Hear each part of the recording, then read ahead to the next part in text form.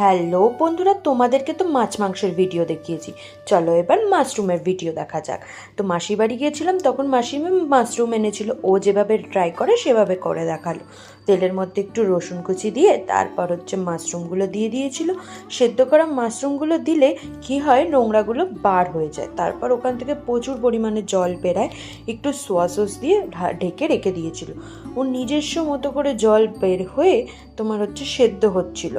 একটু লঙ্কা কুচিও দিয়ে দিয়েছিল। বেশ সুন্দর হয়, এরকমভাবে খেলে বেশ ভালো লাগে। সুজওয়ান সস দিয়ে দিয়েছিল, প্লাস আরও টমেটো সস, এগুলো দিয়ে দিয়েছিল। আর আমার ঠান্ডা লেগেছিল বলে এটা খেতে বেশ ফাটাফাটি লাগছিল, মানে এখনই আমার জল চলে আসছে মুখে, এতটাই টেস্টি হয়েছিল। আর বেশ স্পাইসি হয়, আর একটা অরিগ্যানোর মতো মশলা অ্যাড করেছিল বলে স্বাদটাই পুরো চেঞ্জ হয়ে গেছিলো।